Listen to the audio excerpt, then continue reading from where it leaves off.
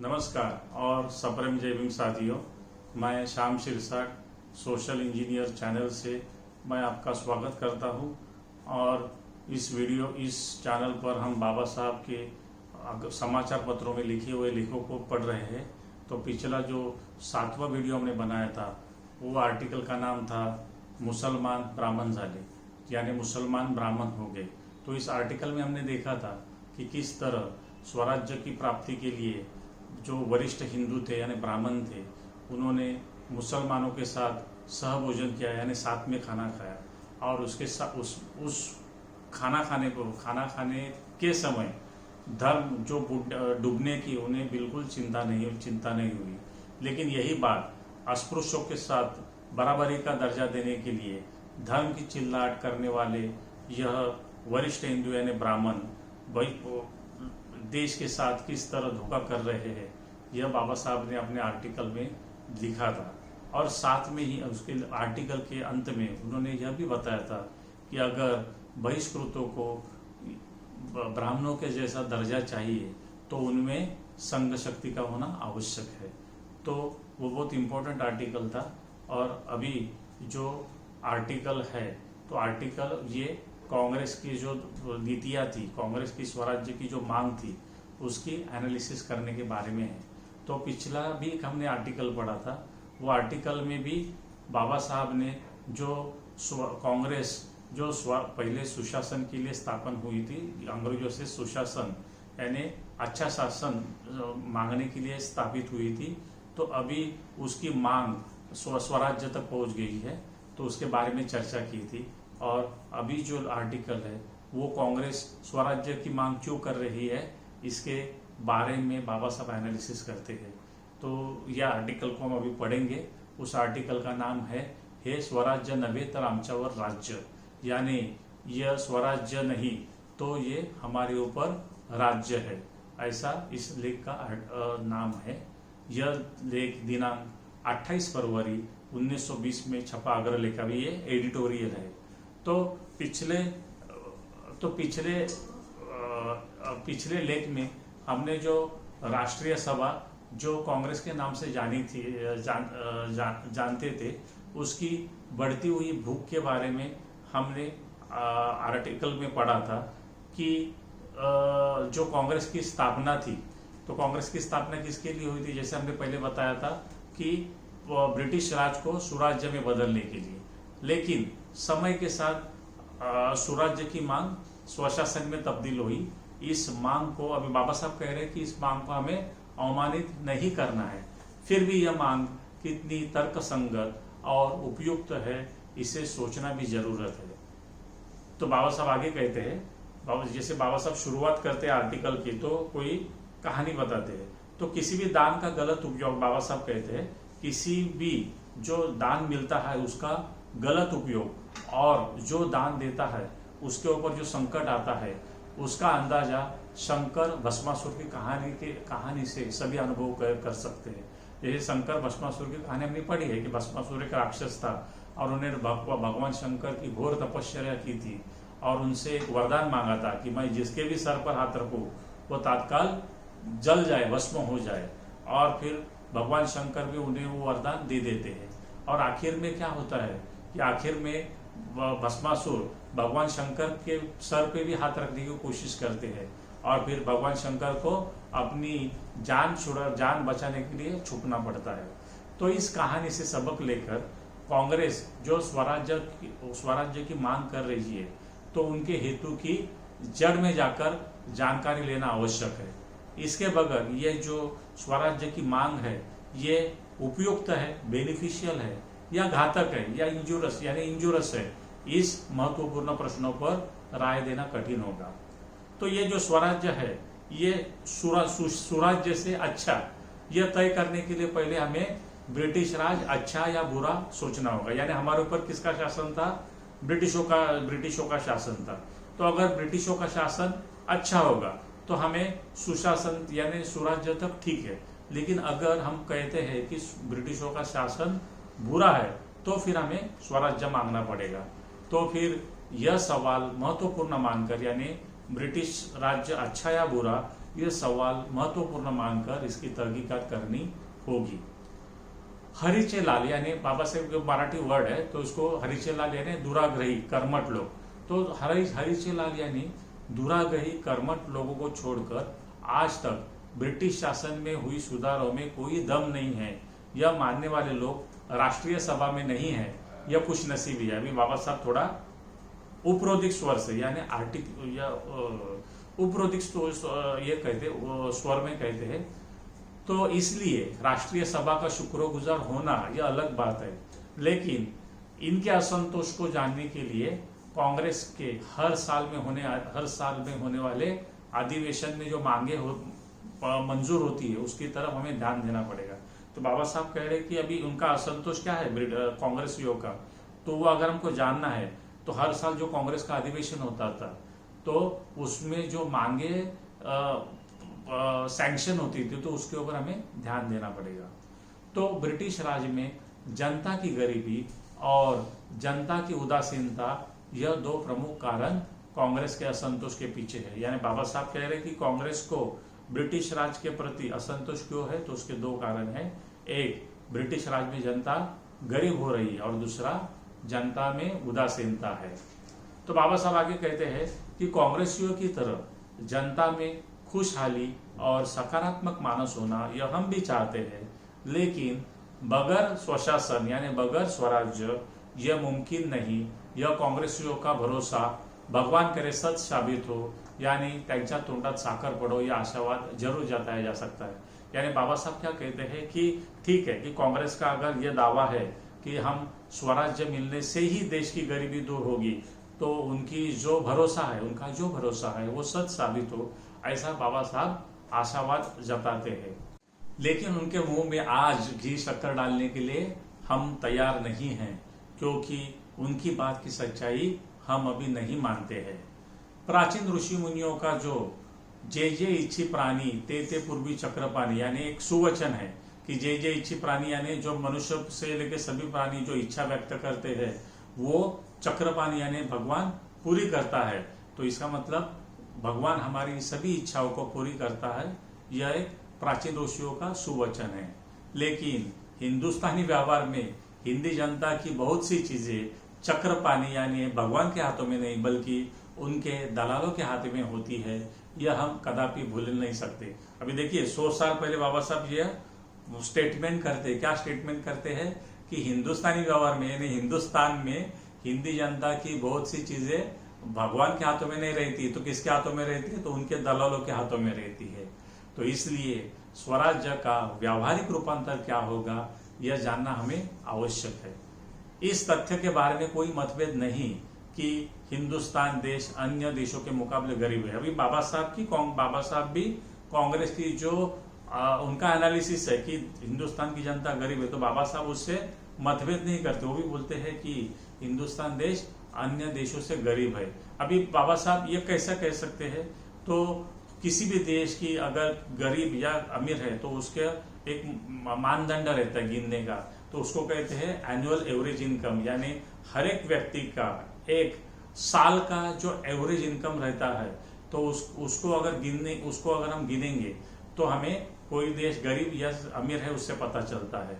तो अभी पहले विश्व युद्ध के पहले अगर बाबा साहब ने कहा है कि उन्होंने कुछ यूरोपियन देश थे और अमेरिका, उन्होंने एक एनुअल पर पर्सन एनुअल इनकम यानी हर एक व्यक्ति का साल का एवरेज इनकम उन्होंने दिया है।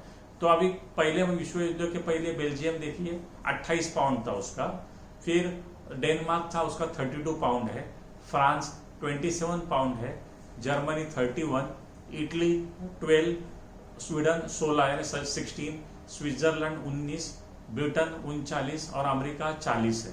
तो अभी आपने देखा कि ये जो यूरोपियन देश है उनमें कम से कम पर पर्सन एनुअल इनकम कितना है, इटली का 12 पाउंड है और सबसे ज्यादा किसका है, ब्रिटेन का है 39 और उससे थोड़ा सा ज्यादा अमेरिका का 40 पाउंड है। अभी इन देशों के जो हमने गिना है कि पर पर्सन एनुअल इनकम, तो उसकी तुलना में हिंदुस्तान जैसे देश का पर पर्सन एनुअल इनकम कितना है, 2 पाउंड है। तो इससे हिंदुस्तान की खराब आर्थिक स्थिति का पता चलता है। दोस्तों 100 साल पहले हिंदुस्तान के पर पर्सन एनुअल इनकम 2 पाउंड, और यूरोप का कम से कम गरीब देश इटली, उसका पर पर्सन एनुअल इनकम 12 पाउंड। इसे ध्यान में रखना है हमें। तो अंग्रेजों के, अभी बाबा साहब आगे एक स्टेटमेंट करते हैं, अंग्रेजों के आने से पहले यह देश बाकी अन्य देशों से अव्वल स्थान पर यानी सोने की चिड़िया था, लेकिन अंग्रेजों के विनाशकारी व्यापारी नीतियों के कारण यह अभी खराब स्थिति में है। यह मानने वाला एक वर्ग है। अभी बाबा साहब इंपॉर्टेंट स्टेटमेंट है कि 100 साल पहले एक वर्ग था, वो वर्ग क्या कहता था कि भारत, हिंदुस्तान एक सोने की चिड़िया था और अंग्रेजों ने आकर इस देश को लूटा है। तो उस वक्त भी एक वर्ग मानने वाला था और आज भी बहुत सारे लोग ये मानते हैं।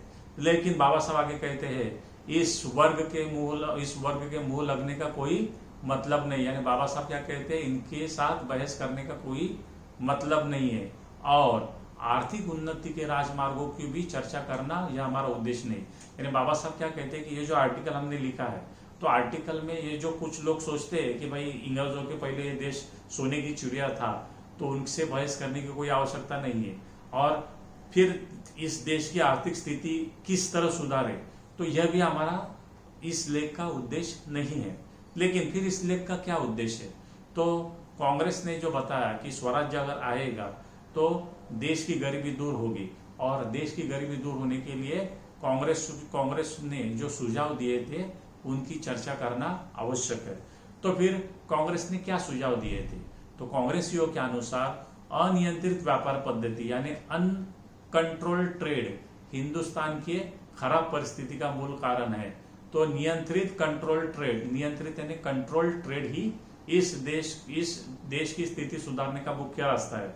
दोस्तों अभी आप याद करिए कि उस टाइम जो ड्रेन थ्योरी बताई थी, तो उसमें यह बताया था कि ब्रिटिशों से सस्ते में माल आता है, और वो सस्ते में माल आने की वजह से इस देश के माल को कोई उठाता नहीं है, उसकी बिक्री नहीं होती, और फिर यह देश गरीब होते जा रहा है। तो कांग्रेस ने क्या सुझाव दिया था कि ये जो अनकंट्रोल्ड ट्रेड है और वो इस देश की गरीबी का कारण है, तो उसके लिए क्या चाहिए? कंट्रोल ट्रेड होना चाहिए। तो अभी बाबा साहब क्या कहते हैं कि आपको कंट्रोल ट्रेड चाहिए या अनकंट्रोल ट्रेड चाहिए, तो इसकी जानकारी अर्थशास्त्र के सिद्धांतों के अनुसार होनी चाहिए। अभी बाबा साहब देखो अर्थशास्त्र यानी इकोनॉमिक पॉइंट ऑफ व्यू से अभी इस सिद्धांतों को एनालाइज करते हैं। तो सामान्यतः कोई भी देश अपने यहाँ कम लागत वाली यानी लेस कॉस्ट ऑफ प्रोडक्शन वाली वस्तुओं का उत्पादन करता है और इसे दूसरे देशों में भेजकर यानी दूसरे देशों को एक्सपोर्ट करके खुद को लगने वाली लेकिन अपने देश में महंगी यानी हाई कॉस्ट ऑफ प्रोडक्शन वाली चीजों को खरीदता है यानी इंपोर्ट करता है। इसे सभी देशों का फायदा होता है। अर्थशास्त्र भी यही कहता है। राष्ट्र के परस्पर व्यापार यानी म्यूचुअल जो ट्रेड होता है उसका भी यही सिद्धांत होता है। एक देश अन्य दूसरे देशों में माल की निर्यात करता है। क्यों करता है? क्योंकि उस देश में बाकी देशों से कॉस्ट ऑफ प्रोडक्शन कम है। तो अभी हम उल्टा सोचेंगे तो एक देश दूसरे देशों से इंपोर्ट यानी आयात क्यों करता है? क्योंकि उस देश में दूसरे अन्य देशों से कॉस्ट ऑफ प्रोडक्शन ज्यादा है, इसलिए कम उत्पादन वाली यानी लेस कॉस्ट ऑफ प्रोडक्शन वाली वस्तुओं का अपने देश में उत्पादन करना और उसे दूसरे देशों में निर्यात करके खुद को लगने वाली लेकिन अपने देश में हाई कॉस्ट ऑफ प्रोडक्शन वाली वस्तुओं को आयात करना, यह अनियंत्रित व्यापार पद्धति अर्थशास्त्र में सर्वसम्मत है। यानी बाबा साहब क्या कह रहे हैं कि अनकंट्रोल ट्रेड में क्या होता है कि लेस कॉस्ट ऑफ प्रोडक्शन वाली चीजों को बनाना, उसको एक्सपोर्ट करना और अपने यहाँ पे हाई कॉस्ट ऑफ प्रोडक्शन वाली चीजों को इंपोर्ट करना। लेकिन फिर अभी कंट्रोल ट्रेड क्या है? तो कंट्रोल ट्रेड यानी स्वदेशी। तो लेकिन स्वदेशी के आग्रह से दूसरे देशों की तुलना में ज्यादा महंगी चीजों का भी हमारे देश में उत्पादन करना घाटे का सौदा होगा। तो यानी कंट्रोल ट्रेड क्या है कि भाई आप इंपोर्ट मत करो, सभी चीजें हिंदुस्तान में ही बनाओ।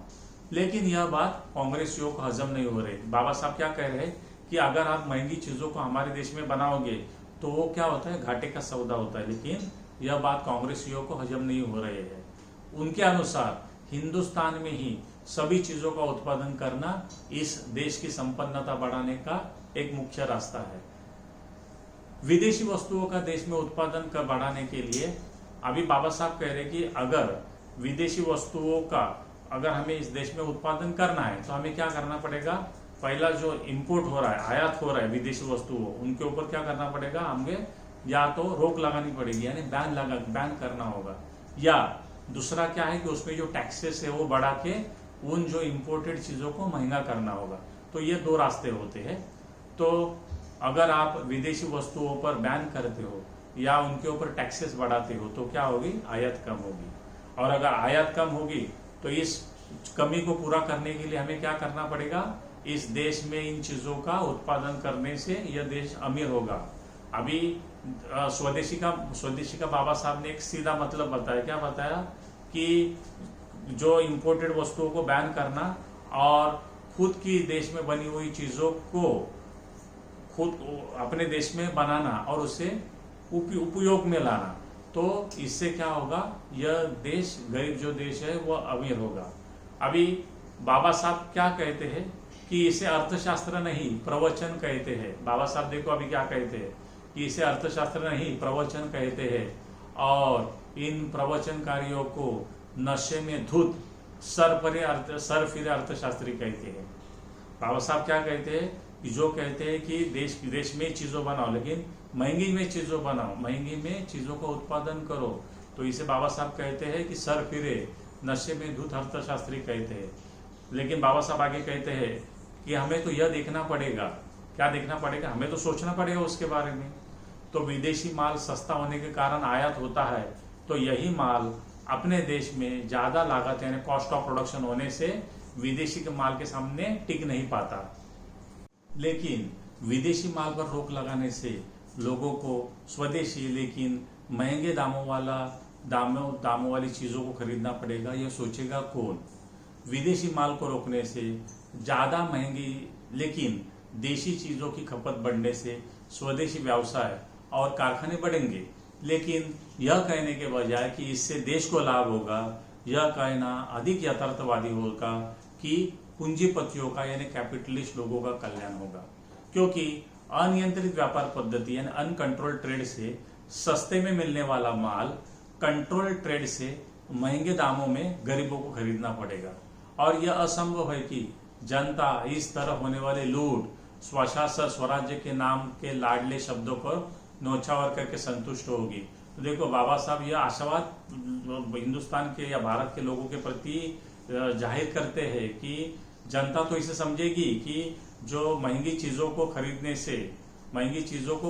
से किससे फायदा होगा, तो कैपिटलिस्ट लोगों को फायदा होगा, और इस तरह खुद की होने वाली लूट को स्वराज्य के नाम पर जनता सहन नहीं करेगी। अभी बाबा साहब ऐसा क्यों कहते हैं? क्योंकि इस तरह की लूट में होने में, इस तरह की जो लूट होती है उसमें बहिष्कृत लोगों की संख्या अधिक होती है। अपनी जेबें काटकर देश के भलाई के नाम पर कुछ लोगों की जेब भरने की चालाकी वह नहीं समझेंगे। ये कांग्रेसियों का एक भ्रम है।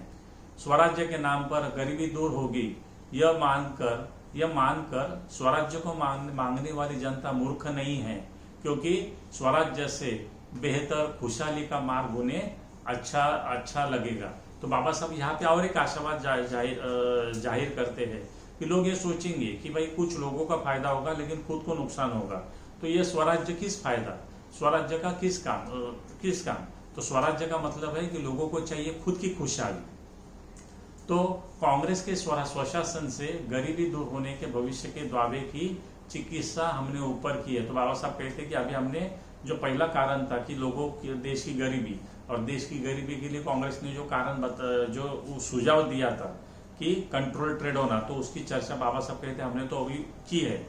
अभी दूसरी जो प्रश्न है कि लोगों की उदासीनता का कारण ब्रिटिश साम्राज्य है, तो उस दावे की भी अभी हम चर्चा करेंगे। तो ब्रिटिश राज में लोगों में उदासी छाई है, इस दावे के संदर्भ में कांग्रेस क्या कहती है? तो जब अभी यहाँ पे पॉलिटिकल साइंस बाबा साहब का उस व्यू से भी सोचते हैं, जब कभी एक लोगों में उदासीनता कब आती है? तो जब कभी एक वर्ग या व्यक्ति दूसरे वर्ग या व्यक्ति पर शासन करता है, तो वह स्थिति दोनों के लिए हानिकारक होती है। कि दोनों के लिए यानी जो शासन करता है और जिनके ऊपर शासन होता है, दोनों के लिए हानिकारक होती है। जो शासन स्थापित करता है उसे लोग क्या कहते हैं? राजा, लोकपाल, प्रजापति, भूदेव, ईश्वर अवतार, न्यायमूर्ति, कृपा सागर इत्यादि विशेषज्ञों से उनको लोग पहचानते हैं। और जिनके ऊपर शासन स्थापित होता है, जो शोषित होते हैं, वह लोग हीन, पतित, आज्ञाकारी, सेवक, किंकर इत्यादि विशेषज्ञों से पहचाने जाते हैं। इस तरह शोषित होने से शासकों के भले बुरे व्यवहार को ही धर्म मानने की मानसिकता उनमें दृढ़ हो जाती है। यानी वो खुद को शोषित समझते हैं और फिर उन्हें ही सही मानने की उनमें एक मानसिकता तैयार होती है। और दूसरी तरफ जो शासक होते हैं वो भी सदियों से शासन करते हैं और उन्हें भी खुद की तारीफ सुनने की एक आदत पड़ जाती है, तो उसकी वजह से भी वो खुद को भगवान या परम पूज्य समझने लगते हैं। और कुछ परिस्थिति जब ऐसी आती है तब वो अगर कोई उनकी तारीफ नहीं करेंगे तो उनको वो दंडित भी करते हैं। तो इन हालात में जो शोषक रहते हैं और शोषित रहते हैं, तो शोषक जो है उनमें क्या होता है? दुराभिमान बढ़ता है।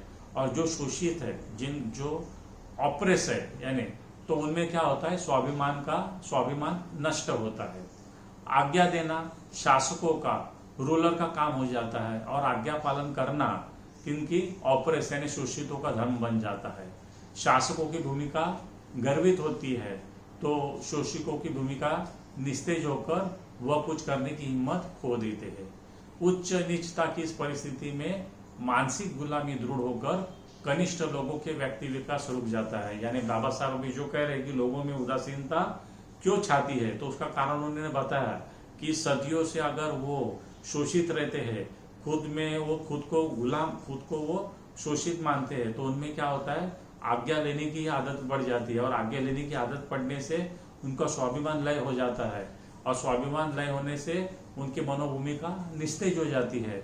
मनोभूमिका निस्तेज होने से मानसिक गुलामी क्या होती है? उनमें दृढ़ हो जाती है और दृढ़ होने से उनका व्यक्ति विकास रुक जाता है और व्यक्ति विकास रुक जाने से उनमें मानसिक उदासीनता छा जाती है।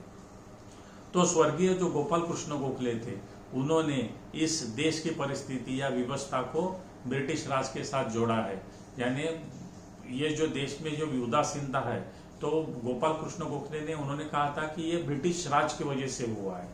तो उनके अनुसार विदेशी शासन यानी जो ब्रिटिशों का शासन था, उनसे भले आर्थिक नुकसान होने दो, लेकिन आर्थिक नुकसान को कभी हम नजरअंदाज भी कर दे, लेकिन जो नैतिक नुकसान था वो अक्षम्य है। ऐसा कौन कह रहे हैं? गोपाल कृष्ण गोखले कह रहे हैं। विदेशी शासन से हिंदी लोगों की मानसिकता दुर्बल हो रही है, ऐसा गोपाल कृष्ण गोखले जी ने कहा है।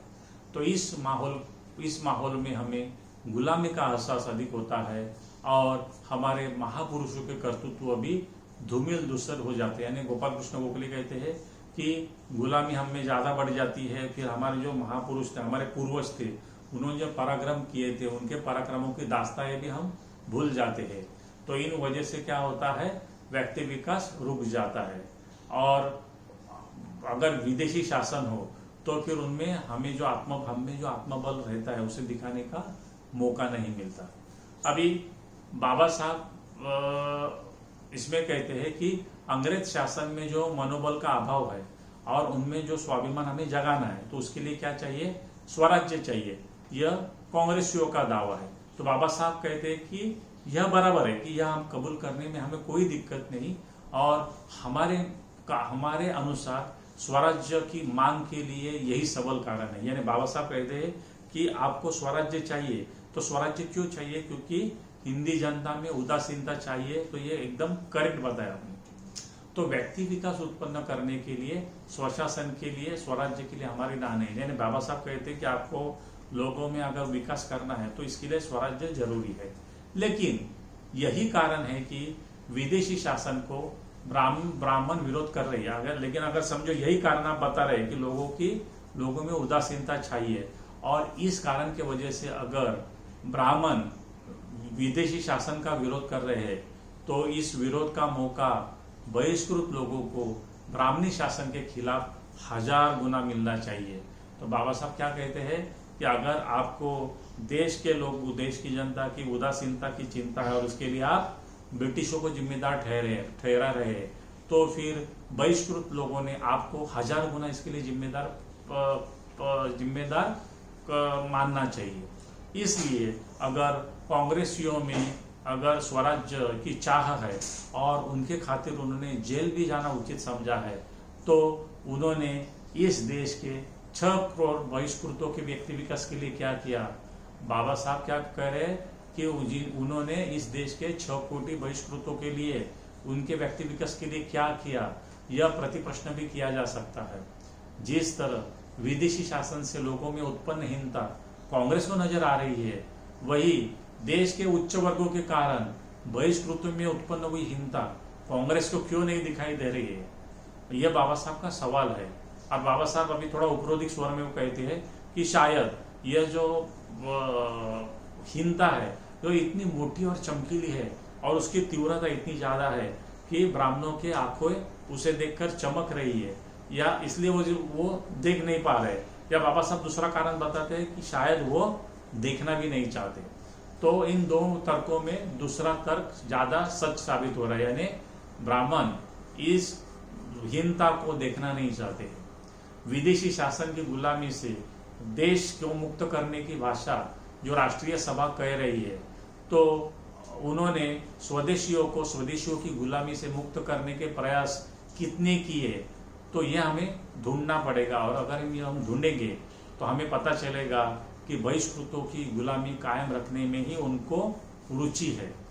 इस राष्ट्रीय सभा की स्थापना के समय कुछ उनके कार्यक्रम थे, उनके बारे में विवाद उत्पन्न हुए। अभी बाबा साहब पिछली हिस्ट्री बताती है कि कांग्रेस की जब स्थापना हुई थी तो उस वक्त क्या हुआ था। तो जब कांग्रेस की स्थापना हुई थी तो उस वक्त राजनीतिक जो आपकी पॉलिटिकल डिमांड्स थी, तो उसके साथ में जो सोशल डिमांड थी, तो उनको आगे रखना है, सोशल डिमांड को आगे रखना है कि पॉलिटिकल डिमांड को आगे रखना है। यह संघर्ष लंबे समय तक जारी रहा। जैसे हमने पहले वीडियो में बताया था कि जो नेमस्त थे यानी मॉडरेट्स थे, तो उनका कहना था कि सोशल रिफॉर्म को हमको पहले करना चाहिए, और जो एक्सट्रीमिस्ट थे उनका कहना था कि पॉलिटिकल डिमांड्स पहले होनी चाहिए। तो इन दो विवाद थे वो काफी कम से कम 20 साल तक चले। तो लेकिन इस सभा में यानी कांग्रेस में ब्राह्मणों की संख्या ज्यादा थी और अब भी ज्यादा है। अपने शील के अनुसार उन्होंने अपने भाइयों की यानी बहिष्कृतों की बहिष्कृतों को गुलामगिरी से मुक्त करने के कार्य को त्याग दिया। यानी उन्होंने 20 साल के बाद यह सोचा कि सामाजिक परिषद नहीं चाहिए हमको, हमें सिर्फ पॉलिटिकल डिमांड्स करना है, और विदेशी गुलामी से लड़ने का राजनीतिक मार्ग अपनाने का बुरा तरीका उन्होंने अपनाया है। कुछ लोग सामाजिक सुधारों को अधिक महत्वपूर्ण मानते थे, यानी कांग्रेस में ही कुछ लोग थे कि जो सामाजिक सुधारों को अधिक महत्वपूर्ण मानते थे। तो उन्होंने क्या किया था, उस वक्त सामाजिक परिषद नामक एक अलग संगठन की स्थापना की थी। अभी उस संगठन के हेतु भी मर्यादित थे, तो उनके सामाजिक सुधार क्या चाहिए थे उन्हें, तो बाल विवाह, विधवा विवाह तथा समुद्र को पार करना, जो ब्राह्मणी सत्ता को इंच भी हिलाने वाले नहीं थे। अभी आपने देखा कि जो समुद्र को पार करना, यानी आपको मालूम होना चाहिए कि पहले समुद्र को पार करना भी समुद्र में प्रवास जर्नी करना वो भी हिंदू धर्म के खिलाफ था। और इसलिए आपने देखा रहेगा कि लोकमान्य तिलक को भी उन्होंने ब्राह्मणी धर्म से उनको उन्हें दंडित किया था। तो ये उनकी जो सामाजिक परिषद थे, उनकी सोशल जो रिफॉर्म्स थे वो एकदम मामूली थी, और इससे जो ब्राह्मणी धर्म था उसको वो इंच भी हिला नहीं सकते थे। फिर भी राष्ट्रीय सभा द्वारा इस संगठन की हमेशा अवहेलना की गई, यानी जो मेन राष्ट्रीय कांग्रेस थी उन्होंने इस सामाजिक परिषद की हमेशा अवहेलना की, यानी उनका हमेशा इंसल्ट किया। और जब 1895 या 1895 में इस राष्ट्रीय सभा का अधिवेशन पुणे में हुआ, तब पुणे के राष्ट्रभक्तों ने हमेशा की प्रथा को ठुकरा कर, हमेशा की प्रथा क्या थी कि उसी मंडप में दूसरे दिन सामाजिक परिषद का आयोजन किया जाता था, लेकिन ऐसा उन्होंने राष्ट्रीय सभा में ये डिक्लेयर किया था कि भाई आपको सामाजिक परिषद में शामिल होना या नहीं होना ये आपकी मर्जी पर है। लेकिन फिर भी दूसरे दिन वो सामाजिक परिषद दूसरे दिन उसी पंडाल में होती थी। तो पुणे में तो उन्होंने इस सामाजिक संगठन के अधिवेशन को राष्ट्रीय सभा के मंडप में पंडाल में लेने की अनुमति भी नहीं दी। इस तरह उन्होंने अपना शील यानी कैरेक्टर और गुस्सा जाहिर किया था। अभी अंग्रेजों का शासन और स्वामित्व अगर वरिष्ठ हिंदुओं की महत्वाकांक्षाओं में रोड़े डाल रहा है तो उसके हजारों गुना वरिष्ठ हिंदुओं का स्वामित्व 6 कोटि बहिष्कृतों के सामाजिक और धार्मिक महत्वाकांक्षाओं में बाधा डाल रहा है। यह इन अभी बाबा साहब क्या कहते, स्वार्थी यानी अधम लोग कहते, तो यह इन अधम लोगों को समझाने की जरूरत नहीं है। यानी बाबा साहब अभी थोड़े से गुस्सा हुए और वो क्या कह रहे हैं कि अगर हिंदू अंग्रेजों का शासन आपके महत्वाकांक्षा में रोड़े डाल रहा है तो फिर वरिष्ठ जो आपका जो शासन है 6 कोटि बहिष्कृतों के ऊपर, तो उसके बारे में आप क्यों नहीं बात करते। जिन सामाजिक बंधनों ने वरिष्ठ हिंदुओं का पोषण किया है वह बहिष्कृत लोग, सामाजिक बंधन यानी जो धार्मिक मान्यता थी उसकी वजह से उसकी बंधनों को जो वरिष्ठ हिंदुओं ने पोषण किया है वह मान्यताएं बहिष्कृत लोगों के लिए इतनी हानिकारक हुई कि यह वर्ग अपने नागरिकत्व के अधिकारों से वंचित हुआ है। तो बाबा साहब अभी पॉलिटिकल साइंस में आते हैं। किसी भी व्यक्ति को नागरिक कहलवाने के लिए कुछ अधिकारों की आवश्यकता होती है, जैसे अभी व्यक्तिगत स्वतंत्रता यानी पर्सनल फ्रीडम, व्यक्तिगत सुरक्षा पर्सनल सेफ्टी, निजी संपत्ति का अधिकार यानी आपको प्राइवेट प्रॉपर्टी धारण करने का अधिकार रहता है, कानून के संदर्भ में समानता यानी इक्वालिटी बिफोर लॉ, 5वां अधिकार है सतसत विवेक बुद्धि यानी विवेक की स्वतंत्रता यानी कॉन्शियसनेस ऑफ माइंड, 6वां अधिकार होता है नागरिकत्व का बोलने एवं राय देने की स्वतंत्रता यानी freedom of speech and expression, 7वां जो नागरिकत्व का ये है बैठकों या सभा में भाग लेने का अधिकार यानी right to participate in public meeting, और 8वां है देश की राजनीति में प्रतिनिधि भेजने का अधिकार यानी आपके रिप्रेजेंटेटिव सिलेक्ट करने का अधिकार, और 9वां अधिकार है सरकारी नौकरी में अधिकार। तो बाबा साहब अभी कहते हैं कि किसी भी नागरिक को क्या मिलने चाहिए, इस तरह के नागरिकत्व के अधिकार मिलने चाहिए। तो अभी बाबा साहब इस नागरिकत्व के अधिकार हिंदुस्तान में किस तरह उसकी चर्चा करते हैं। लेकिन सामाजिक गुलामी की वजह से बहुत से जो ऊपर हमने बताया अभी उन अधिकारों से बहिष्कृत लोग वंचित है। अंग्रेजी राज में पहले 2 अधिकारों का अमल सभी जगह हो रहा है यानी व्यक्तिगत स्वतंत्रता व्यक्तिगत सुरक्षा सभी जगह हो रहे हैं, लेकिन कुछ हिंदू अधिकारियों के क्षेत्र में यह अधिकारों के भी छीने जाने के उदाहरण बहिष्कृत लोग दिखा सकते हैं। यानी जहाँ पे कुछ हिंदू अधिकारी थे तो वहां पे बहिष्कृतों को व्यक्तिगत स्वतंत्रता और व्यक्तिगत सुरक्षा भी नसीब नहीं हुई थी। यह कहना भी सही नहीं कि कानूनी मामलों में बहिष्कृत और बाकी लोगों में हर जगह समानता यानी इक्वालिटी बिफोर लॉ बहिष्कृत और बाकी लोगों में समान नहीं है। और दूसरे जो 5वें 6वें और 7वें नंबर के अधिकार यानी कॉन्शियसनेस या फ्रीडम ऑफ एक्सप्रेशन और freedom of participate in meeting, तो यह सब जो अधिकार है तो यह अधिकार हिंदी लोगों को सीमित मात्रा में दिए, यानी अंग्रेजों ने ये थोड़े कम मात्रा में दिए, लेकिन बहिष्कृत लोगों को तो ये और कम मात्रा में उपलब्ध है। बोलने या राय देने का अधिकार यानी फ्रीडम ऑफ एक्सप्रेशन या freedom to participate in meeting, यह अधिकारों की अनुमति नहीं है, यानी अंग्रेजी शासन में किसी को भी अनुमति नहीं है जब वे ब्रिटिश शासन के लिए हानिकारक होंगे। और बहिष्कृत लोगों के बारे में भी यह बात सच है। तो अगर इन अधिकारों का बहिष्कृत लोगों ने हिंदुओं की सामाजिक गुलामी के खिलाफ उपयोग किया तो उनका नुकसान बाकी लोगों की मात्रा में काफी होता है। तो बाबा साहब ने कहा कि ये जो नागरिकत्व के अधिकार है, तो अगर बहिष्कृत लोग इस नागरिक अधिकारों का उपयोग करना चाहेंगे तो बाकी लोगों से ज्यादा उनका नुकसान ज्यादा होता है। सरकारी नौकरी पाने का अधिकार ना होने के बराबर है, क्योंकि छूअछूत की भावना से वो इन्हें मिलने नहीं देती। जिन बहिष्कृतों ने ब्रिटिश सेना में शामिल होकर और अपने प्राणों की बाजी लगाकर ब्रिटिश शासन को यहाँ स्थिर होने में मदद की, उन्हें इसी सेना से क्यों निकाला गया ये सबको पता है। अभी बाबा साहब थोड़ी ब्रिटिशों के बारे में भी बात करते हैं। तो बाबा साहब कह रहे हैं कि ब्रिटिशों की सत्ता यहाँ पे स्थिर करने के लिए सबसे ज्यादा मदद किसने की, तो इस बहिष्कृत लोगों ने की। लेकिन यहाँ पे सत्ता स्थिर होने के बाद, शासन स्थिर होने के बाद ब्रिटिशों ने उनको नौकरी से निकालना शुरू किया। पढ़ लिखने के बाद अपनी जाति छुपाए अथवा धर्मांतर के बिना सरकारी नौकरी प्राप्त करने का अवसर बहिष्कृत लोगों को प्राप्त नहीं होता। तो बाबा साहब कह रहे कि नागरिकत्व में अगर नौकरी, सरकारी नौकरी आपको पाना है तो आपको आपकी जाति छुपानी पड़ती है और बहिष्कृत या दूसरा क्या करना पड़ता है, आपको धर्मांतर करना पड़ता है। तो बाबा साहब के भी जीवन में आपने कहानी सुनी थी कि वो जब सयाजीराव बड़ौदा में नौकरी करने गए सयाजीराव महाराज के पास, तो उन्होंने उस हॉस्टल में, पारसी हॉस्टल में अपना नाम छुपा कर या नाम झूठा नाम बताकर उनको रहना पड़ा था। अभी जो लास्ट अधिकार है निजी संपत्ति को धारण करने का अधिकार, तो बाबा साहब कहते हैं जो प्राइवेट प्रॉपर्टी अधिकार जो धारण करने का अधिकार अंग्रेज राज में सभी को है, लेकिन मनुस्मृति के शासन में संपत्ति नहीं खरीद सकते, तो यह अधिकार किस काम का? यानी बाबा साहब कह रहे थे अंग्रेज तो ये अधिकार दे रहा है, लेकिन मनुस्मृति कह रहे हैं कि भाई बहिष्कृतों को प्राइवेट प्रॉपर्टी करने का, जमा करने का अधिकार नहीं है, तो फिर यह अधिकार किस काम का?